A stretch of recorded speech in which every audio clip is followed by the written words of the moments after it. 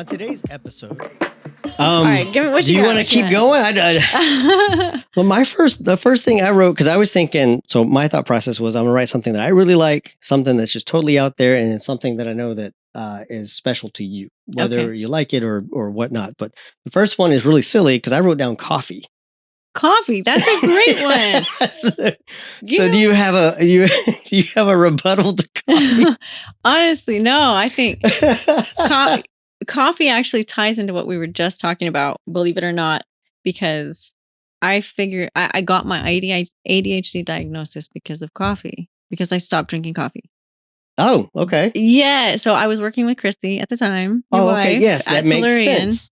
I was working there and I was just, I had realized at the time that coffee, something about my age. So this was, what was it, 4 years ago, 5 years ago, mid 30s. I had started to notice I've been a coffee drinker my whole life, ever since I was probably 16, 17 years old.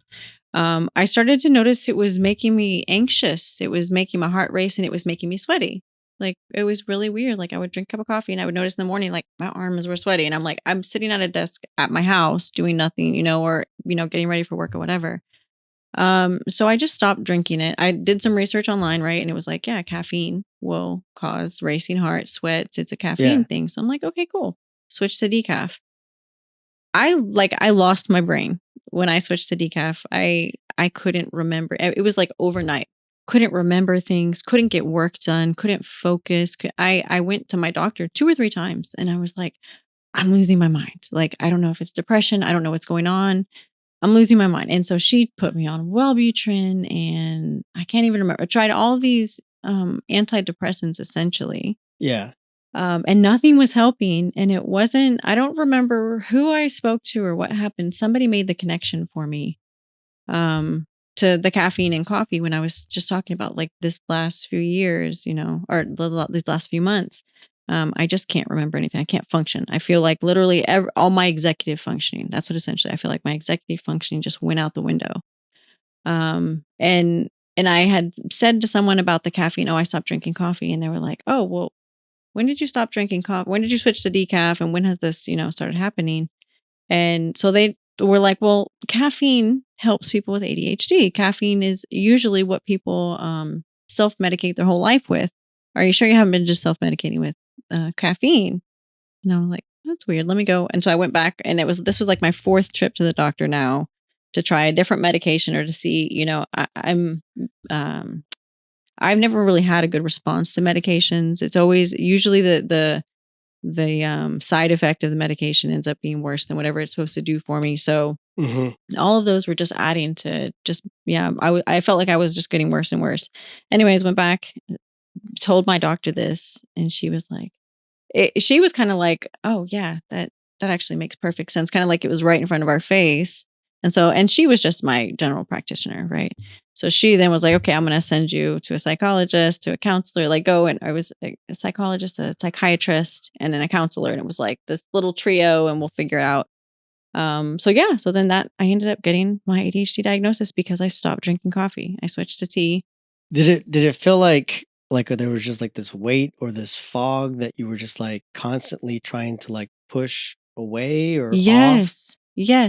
that's exactly Okay. like I really thought it was depression. I thought the heaviness of the fog and then the fact that I was being so hard on myself because I couldn't remember really important things like birthdays and anniversaries and bills. I was forgetting to pay my bills and I am a rigid, very strict financial person. Like I've always done the bills, paid the bills. Like I was the one to save money, buy the house. Like I'm always very rigid with finances. And that's what sent me to the doctor the first time. Cause I was like, have missed 2 of my bills. Like I just forgot to pay them. This is not like me, but that's exactly, it was just a fog. It was a fog. You spend the afternoon beating yourself up. Yeah. And just figuring out like what has changed, what has happened.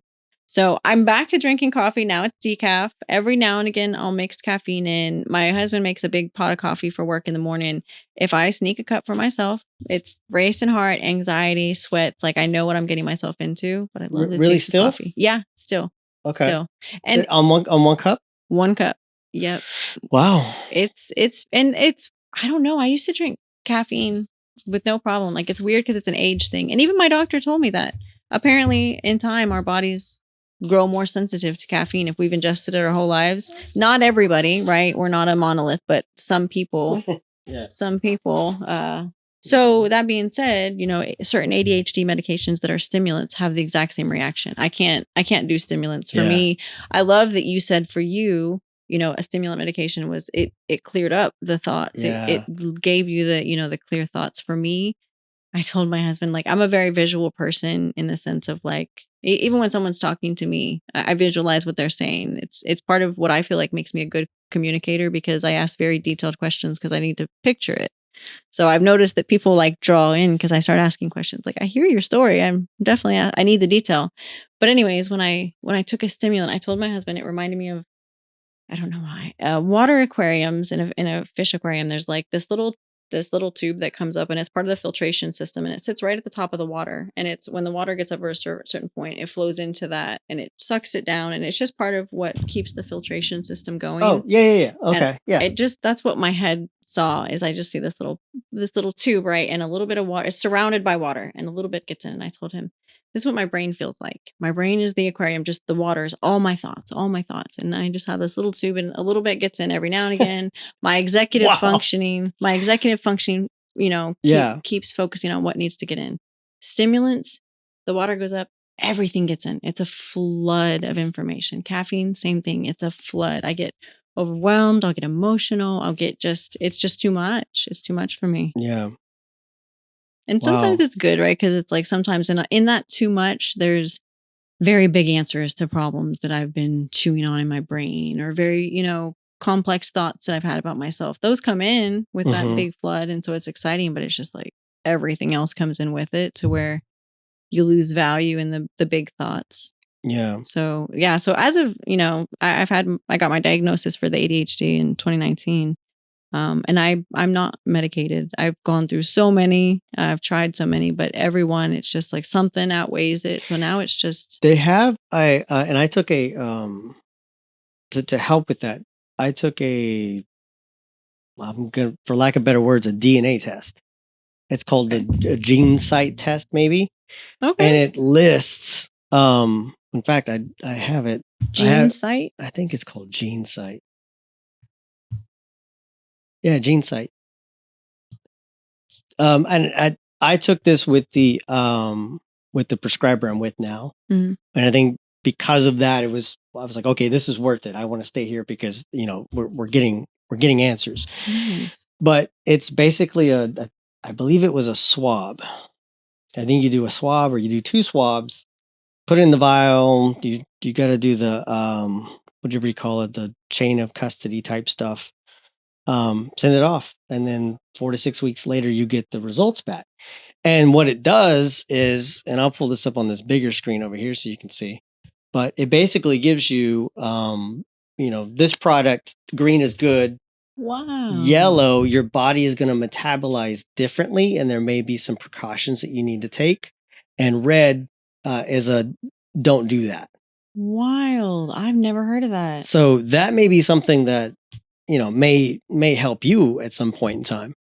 So then that narrowed it down for your doctor on the green column to start with those. Correct. Or That's there's some, awesome. and including where was I?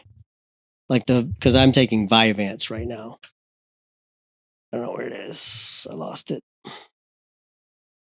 But it falls into like this category right there. Sorry. Where it says there's no proven genetic markers. So it's not saying it's 100% effective, 100% safe, Right. but there's nothing that says, hey, based on your genes, you shouldn't take this one. But and so, which was good, because at that point in time, I was taking a antidepressant, anti-anxiety medication that I was sleeping like in the middle of the day for an hour to 2 hours. Whoa. So, this one over here was 6 months old or whatever. And so when she would lay down for a nap, I would nap until she woke up. Mm. Not on purpose, but I would just fall asleep, and I would be holding her so that my alarm clock was basically her saying, hey, I'm ready to wake up. Wow. And so because of that, and I said, hey, I'm taking this medication, and I'm so tired all the time. I just feel like I'm just carrying around all of this stuff. And I think one of the big things like around the house was like the yard. I wasn't taking care of the yard. Like previously we had like, the nicest grass in the backyard and all that stuff. And Right. like one day I was like, oh gosh, what happened back here? Kind of the same thing. There's just something happened. Anyway, I switched prescribers. Right. We did this. I got better answers. We started switching to other products and we added the stimulant. So now I feel like I have the motivation, which is the biggest part of it. Mm-hmm. Like there was nothing crucial, nothing what word am I like urgent. So things just weren't getting done the way I wanted them to. So Right. getting the stimulant allowed me to like go, okay, we can get started now.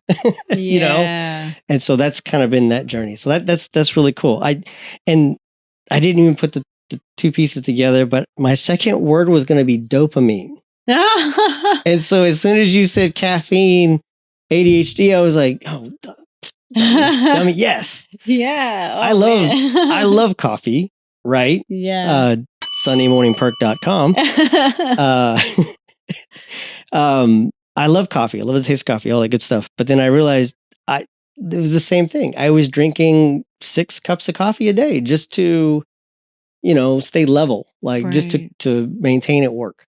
Like I was taking like a big thing of cold brew coffee. I would let it steep overnight, and it was probably double the potency of a normal cup of coffee. Yeah. And I was just chugging that stuff just so I could keep up at work. Right. And I think that was also playing a role in my anxiety when I got home or on the weekends or, waking up at 3 or 4 o'clock in the morning and just being like, I can't go back to sleep. And Right. For sure. Yeah. So yeah, I still love coffee, but it's probably like 1 cup a day. I drink my first cup in the morning, and usually I have to be careful not to drink caffeine. I have to be careful with my caffeine consumption because I have noticed if I drink too much of it, then I get that whole I'm running a million miles an hour and I have no idea what I'm doing. Right. Right. Running a million miles an hour, but in all different directions, Yeah. going nowhere. Yeah.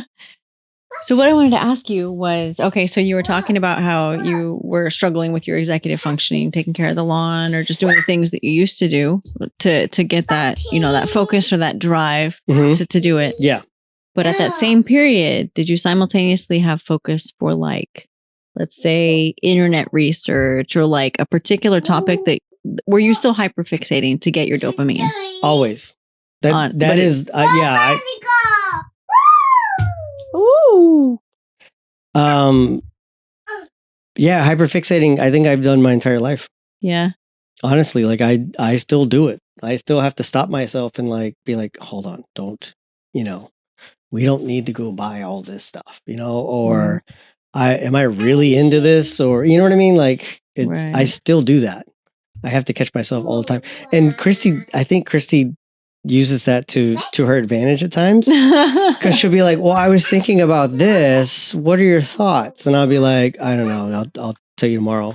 And the next day I'll be like online, like, oh, well, this is it. Yeah. You know what I mean? Yeah. So I think that's where like the current events and stuff is appealing to me because I see the phenomenon that we see on the news or social media topics that come up, and it's like everybody's up in arms. It's like, okay, but should we like take a minute to really deep dive into this? And then you deep dive into it and you're like, this is just a sham. There's nothing wrong. Right. You know what I mean? Right.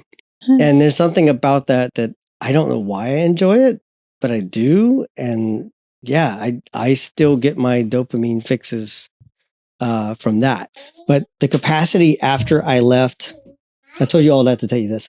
The capacity after I left work and I would get home, I did not have the mental, no other word except for capacity I can think of, to do a lot of the normal stuff. Right. I was just dropping the ball here, here, here, and here.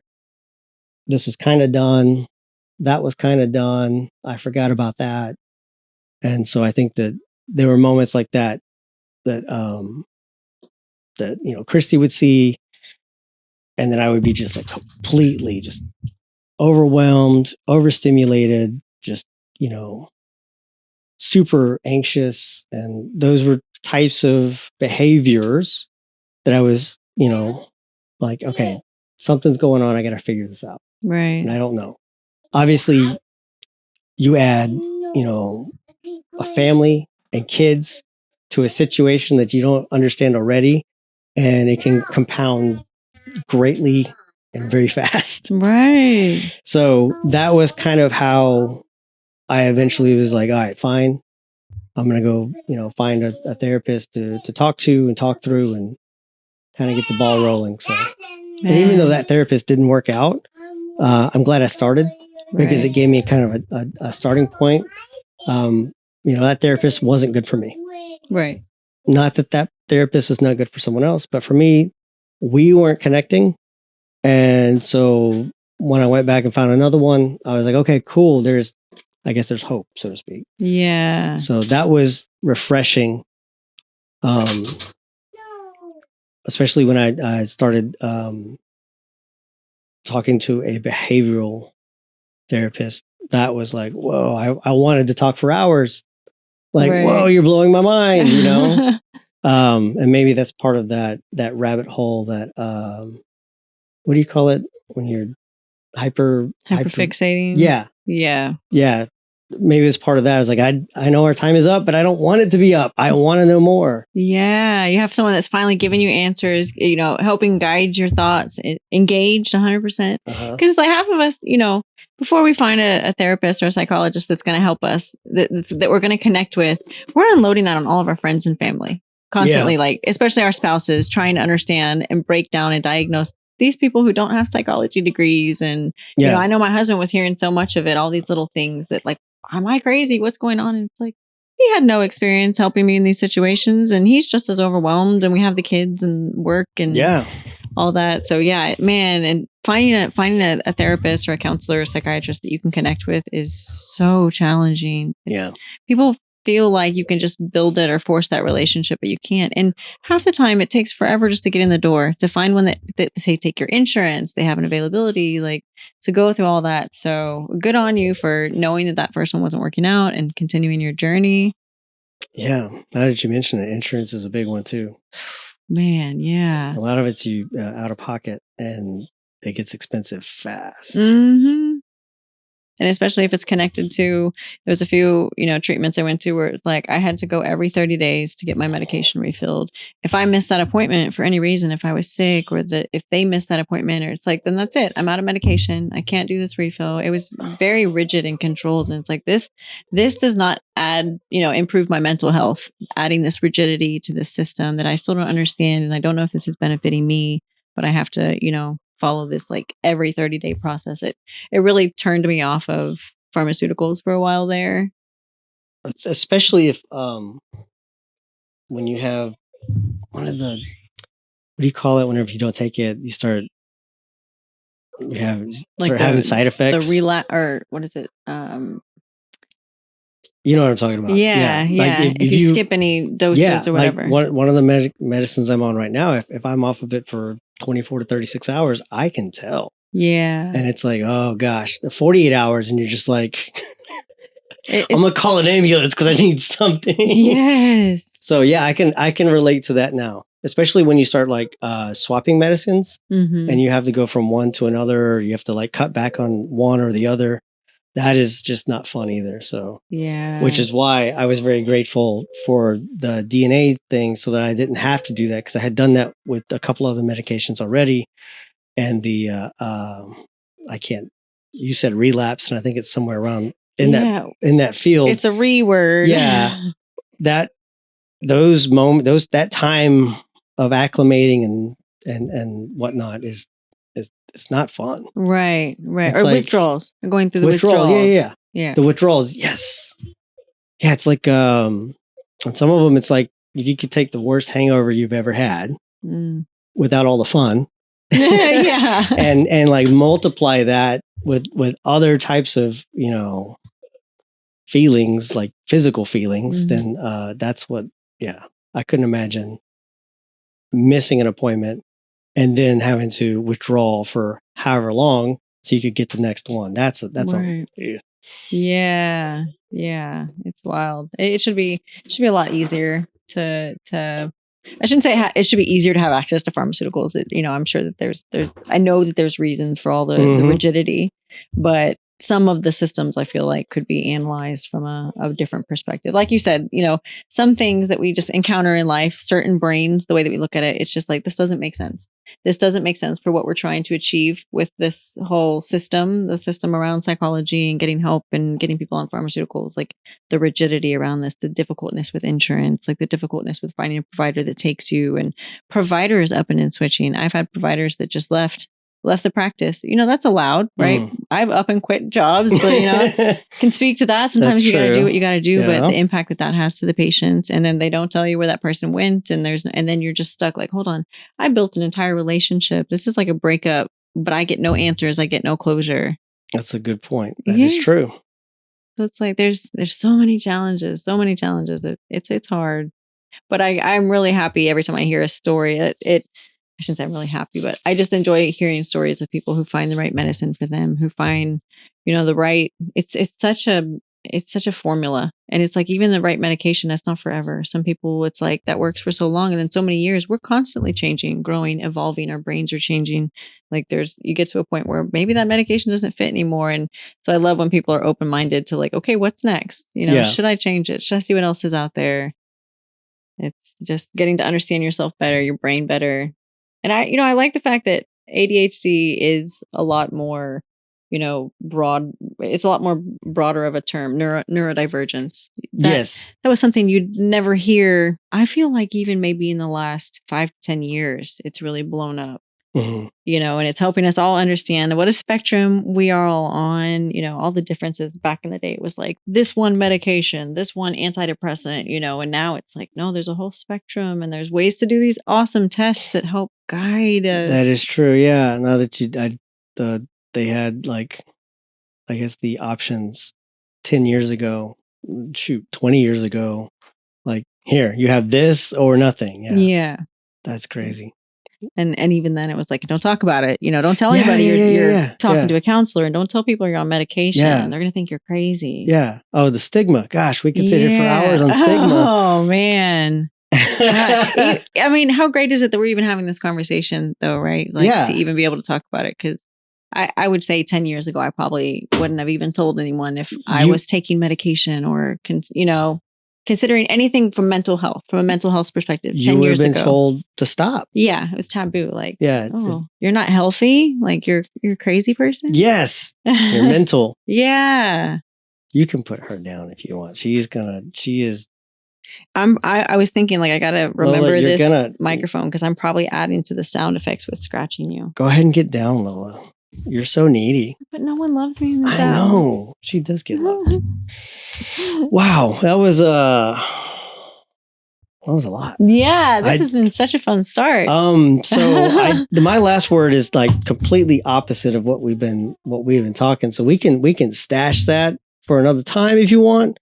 I don't know how many. I don't know. How many words did you go through? Just one? Just one. Yeah, my other two are real big because, like I said, I'm always. I think what it is, honestly, I was thinking about this when I went down to take a bathroom break, because I'm like, man, I really did pick some very big words that you can't ever really simplify, and I was like, why did I go so big? And I'm thinking that. And it's like, it's because you're giving me an opportunity. It's because you're actually asking, like, any topic. No one has given me this opportunity. No one in my friends, family, any of my circle, strangers on the internet that I talk with, like anybody I interact with, nobody's been like, hey, I want you to sit down and just throw 3 words that are on your mind. Yeah. So it's just like, yeah, I did pick huge words, big things, because that's what's on my mind, is like these big concepts, these big problems. I don't want to necessarily talk about, the award shows or little chit chat stuff that everyone else is talking about. I want to get into the big shit. So this is great. I would say I'll save the other 2. The last one here that I wanted to just mention or ask or whatever is just, what are you listening to or reading right now? I love to ask to anyone, or even if you're not reading anything right now, what's the last book you read? I hate reading. Okay. But, that is great. The You know last, that? this is really crazy, and it's going to turn into some other things. So one book I'm probably going to go buy and start reading again is a book called The Lucifer Effect. Okay. And it's by Philip Zimbardo, and I read it, excuse me. I was like, damn. I read it back in college, and it was something that I hated the book. I thought it was one of the most boring books to read. But if you can make it through each like section of it, because I believe it had essentially 3 different sections where it discussed essentially sociology and the psychology of situations. And with the main points being the Milgram, I think it's Milgram, I'm probably messing that up, Milgram experiment, Abu Ghraib, which was a military prison in Iraq, and the Stanford prison experiment. You want to roll? The Stanford prison experiment I'm familiar with. Milgram I'm familiar with, but I don't remember. We went over it in psychology class, I think. Yeah. So the Milgram experiment. So the Milgram experiment preceded the Stanford prison experiment, and it was just basically an experiment of how far will the average person go if they believe they are being told to do something by a person of authority. And I believe in that case it was a doctor. The zapping them. Zapping, yeah. Yes, that's right. Yeah. And they were in the other room and they could hear the person screaming. Yeah. Yes. Yeah. Oh my God. That was such a trip. How do you not put yourself in the person's shoes, right? When you're reading about or hearing about these studies and stuff and thinking like, are you serious? You can listen to someone screaming and still keep pushing the button? I think if people knew more about that, the Stanford prison experiment, and then later, much later, Abu Ghraib, they would understand more now why I put stuff on social media about current events. Right. So, and those are that's a huge topic in itself to go through all that. But that's one book I was about to put in my cart from Amazon. I just haven't done it yet. Another book the other book I've been reading is the Bible. Nice. Okay. For the first time or rereading? Rereading. So I grew up Catholic. So I actually taught Sunday school class one year for people who were essentially my peers. I was teaching the class. I mean, they gave us the material. It was like, this is what we want you to teach the class on. And so go do your research or whatever. Here's your guidelines and you teach the class. And I did that for probably 6 months, maybe. I don't know, maybe less than that. So it wasn't a lot. But obviously, religions, churches, congregations, they hone in on specific things. And with what's going on in the world, I decided, okay, I want to understand this perception, right? So in the house, we have a Catholic book, we've got a King James version, we've got 5 or 6 different versions that I can think of. So there's 2 of them right there stacked on top of each other. I was reading one and I'd go double check the other one and see, what's the verbiage? Is it the same? Right. And let's start at the beginning. Let's start with Abraham and figure this thing out, right? Yeah. And so far I've already realized that I'm only in the Old Testament because it's a lot of words and words are hard. There's a lot of contradictions. And then there's a lot of things that go on in the world and people cite a certain piece, but they only cite that one sentence and not the one in front of it or below it. And I'm like, okay, I want to know these things, right?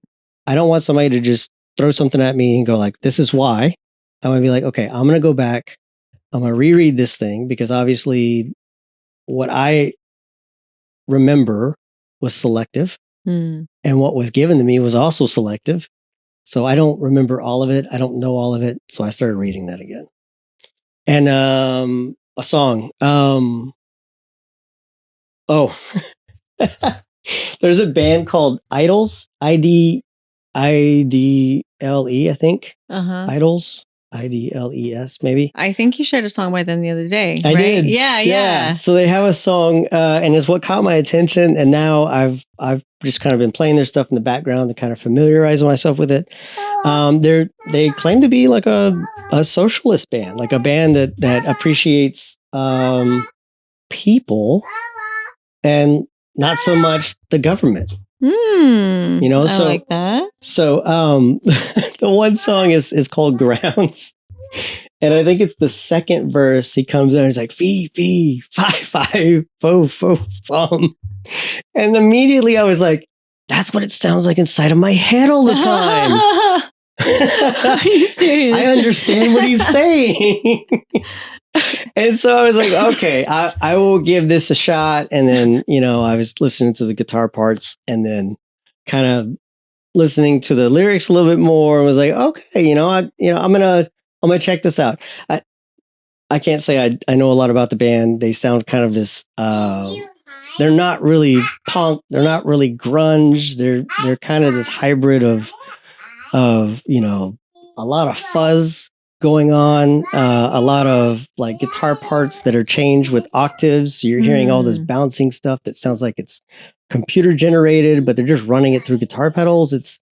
And of course the singer's up there doing his like grungy vocal raspy thing, and it's like there's anger and there's compassion inside of it, and I'm like, all right, I'm gonna spin a few records and see where that goes. But that one song, Grounds, my kids are already idols. The song is Grounds. I think it came out in 2019, 2020, so it's been out for a while, and I think they've even got an album or two after that. But that song is stuck in my head, and I'm going to play it into the ground because that's what I do. That's all. I do the same thing. Oh my God. Either a song or an album or an artist. One of those three. If I get hooked on one, it's just like I'm playing it over. I just started I just like set an account up for SoundCloud, which a lot of artists I listen to in Canada, that's what they use to stream their music. And it shows you how many streams they've had for every track. And I'm like, man, these artists are going to love when I get hyper fixated on their music because their streams, like all of a sudden, like, what the heck? Why in 1 month last year, I had like, I don't even remember what it was, like 45 or 50 plays of the same song, like intentionally played it over and over. I don't even remember the name of the musician I was into. It was last year, and I got into her, and I'm already out of her. Cycling through. Anyways, I'm gonna have to check them out. I remember you sharing a clip of one of their songs, I think yesterday or the day before, and it was like, it was a heavier music than I'm used to, but it was your caption saying like, oh, you're listening to them. You said something about like they're your latest fixation or whatever. I think it was like late to the party or something, like how did I not come across them sooner? But just that guy and his charismatic, and he was just like swinging his head around. And I'm like, that's how I feel. That's what's going on inside my head all the time. I can appreciate this dude. That's funny. That's how I used to feel about Limp Bizkit. No, seriously, like I was the biggest Limp Bizkit fan because I felt like their music was such intense chaos. That it was like, that's what my head is like. And this was, my early 20s probably was when I was the biggest into them. But I remember like bringing a coworker out one day and playing one of their tracks. And I can't tell you off the top of my head which track it was, one of their earlier albums. But I played it and I was like, this is what my head is like. And just the look on his face of, when people, they're not neurodivergent or they don't, just neurotypical people. I'm looking at you because like, I'm like, wow, that's probably a good definition of moments inside of my head. Like I told you, just the fee fi fo fum. I'm just like, that type of nonsense is constantly bouncing around in my head, along with the conversation that potentially you and I had an hour ago, and the bills that are calculating, and just world wars, and seriously, right? Yes, all at once. It never stops. Wow. I posted a picture yesterday.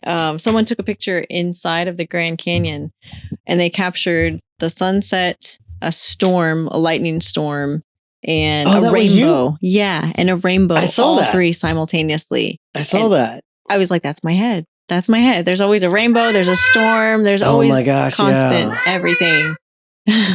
Wow. Then I added that Afro circus to it. So Lola. Izzy. Not so loud. It's gonna be a ton of editing. Man, this was can you just quickly? What do you got on the? What did you call it? For my recordings, the recording or the book you read? Oh, book you're listening to or reading? Because I'm interested now. Okay. So I love to read, and I alternate between reading books and Audible. I went through a phase where I preferred Audible, but then I realized I don't actually retain as much of the book when I do an Audible versus when I read it in my own hands.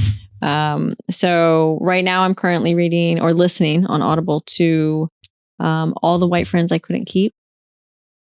So this was a book that was recommended by, I want to say, Amanda Seals, one of the folks I follow on Instagram, who's really into the right topics for what we need to be discussing right now in society, and particularly people of color, and the things that we're trying to change massively in America. But she had talked about, this is a really a go-to book of hers that she's, read a few times because it's very relatable. And yeah, so I just started, I'm only in chapter 3, 100% relatable, and I'm obviously I'm not African American, but just what's relatable is the lived experience of people of color and then white people. Right. And I get real careful saying the word white people. Another thing that I would love to have a whole podcast on is that I don't feel like white is a skin color. I get really irritated when people refer to white as a skin color. It's not. It's a mentality. It's a way of thinking. You can be a completely different shade on the outside and still have a white mentality and still enforce white patriarchy and oppression and all that stuff. So this book is great. Just his lived experience of this gentleman going through, and I think it was written in 2019, going through his kind of awakening where he had blended in, masked his whole life, with everyone in America, the traditional American family. He had white godparents who adopted him through church, or like signed up as his godparents through church, had all this established relationship. And then, which one was it? Not Freddie Gray. Eric Garner. When the Eric Garner murder happened. Was that New York? Yes. Okay. Yes. And there was 3 right back to back that happened. Yeah. So it's really kind of his experience of listening to what, what happened in the news, having these discussions with his friends and family. And that's an experience I went through too, starting to speak out of like, hold on, just pushing back. And then you think that the people that have always said that they're there for you 100%, they're your friends or your family, thick and thin, that suddenly they're cutting you out of their life, or they don't want to hear what you have to say in this arena, So it's great book. Like I said, I'm only 3 chapters through it, but very relatable. I really enjoy these kind of stories. And then reading actual tangible book, I just started Bury My Heart at Wounded Knee. So I've never read that one, heard so much about it, know a lot about the story, obviously, of Wounded Knee. But I feel like that book is really going to send me down a rabbit hole around that whole event and what that kicked off for America. Yeah. And you're still jamming Mr. Saga? How do you say that? Saga. Mr. Saga. Yes. That last song you sent to me, I thought that one was really, really cool. I'm trying to think of which one. It was his newest cut. So Earthbound is his latest album. My favorite track on there is Mino Bama Zeewin, which is talking about the good life. It might have been the one. Yeah, Mino Bama Zeewin. So it's got kind of a more of a mainstream beat to it, sound to it. Yeah. On the one album, you'd sent me something like, I don't know, 6 months ago or something. You were like, hey, check this out. Yes. And that album was like, it went peaks and valleys. Like I think we were driving to, I don't know where we were driving, doesn't matter. We were going on a long drive and I just put the album on and there was some like, Christy and I were just kind of like, okay, cool. And there was some we were like, And you had the kids in the Wow, car? this went, it's like this went way off the rails. So it's like, okay, we can't listen to that one in here. But and some of it was just like his music goes from like just it sounds like chaos at times to oh yeah, that's a really cool beat. Yeah. So my favorite genre right now is indigenous hip hop. That's all I listen to. There's a really good Apple Music channel where they consolidate all this indigenous hip hop artists. But I love hip hop. I've always loved hip hop because it's always telling a story. To me, rappers and hip hop artists, they're just poets. It's an incredible, beautiful poetry. To just great beats. So I got turned on to this indigenous hip hop channel in around 2019, 2020. And that's all I listen to now. And I do get fixated on particular artists. But I love it because they're telling the story of America. They're telling, she's like, I want another roll. You're going to turn into a roll. There you go. Oh, no? Okay. But yeah, so I love indigenous hip hop because they are telling a story about America that I don't think enough people are aware of the story, are listening to the story, the history of the indigenous perspective in North America. Yeah, it's one of those things. If you haven't seen it, lived it, been near it, you don't even have to have lived it, but like not actually seen it with your own eyes or touch it, feel it, whatever. I don't think you can truly appreciate it. Right. So right. I can relate to that. That's really cool. Yeah.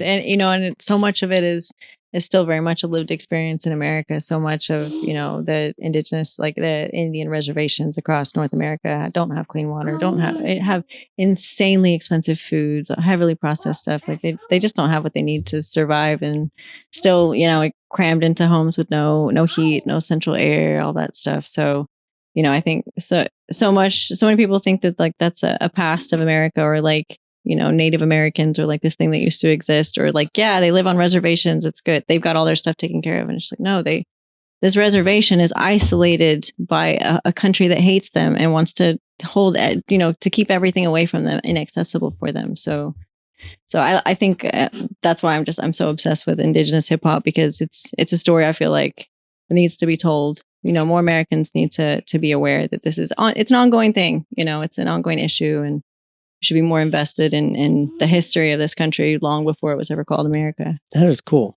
I like that. That's again, something I've never even thought about, right? Like that storytelling. That is cool. Yeah. That is really cool. And yeah, I'm particularly obsessed with Mr. Saga because he does storytelling in his songs and also includes Anishinaabe which is the language of the Anishinaabe people, which is very special to hear. Just to me, to be able to hear that all the way down here in Texas, because the region that belongs to Anishinaabe people is up in the northeastern region around the Great Lakes. So it's like I would never hear that language down here in Texas if it wasn't for his music. So I mean, I don't think we have the opportunity to go down any more rabbit holes today, but this was awesome. This is really cool. I feel like I was able to talk your ear off, and you were able to talk my ear off, and we're both like happy about it. Yeah. So that's cool. I will say that since you started going down that my last word was going to be something that I was like, you can relate to. I thought was going to be special, and it was simply Turtle Island. Oh, because that's I great. did not put two and two together until maybe a year ago, when we were at Christy was having one of her shows, and we started talking about stuff, and you started going off on your tangents of whatnot was going on, and I was like, whoa. And in your social media, and I was like, okay, I never put two together, the Native American history, and then some of the things that you said, and I had no idea what Turtle Island was until after really kind of putting all that together. So I was going to say that we can save that for another time, and then I will just blurt that out at some point and just let you ramble, because oh my gosh, that's great. Obviously I know what's in textbooks, and I know what I've researched myself. Not a lot of it is happy stuff, and when you're talking about the history of, but I think that learning about what Turtle Island means, because I don't know the derivative of Turtle Island. Right. But I think that's something that maybe next time you can be like, hey, this is who, what, when, where, and why. Yeah, what I mean? let's do it. That's great. That's a great way to like end this one and then set up the next one. Segue into next time. So fantastic. All right, cool. Thanks for coming by. This was fun. Yeah, thanks for having me. Thanks for letting me talk your ear off. Yeah, this was great. I got some adult conversation in my day. Yeah. Same for Me you. too. Which I love you. I love you, baby. But sometimes I want to talk with big words too, you know? Sometimes, every now and again. All right, man, that's a thank wrap. you so much. This is great.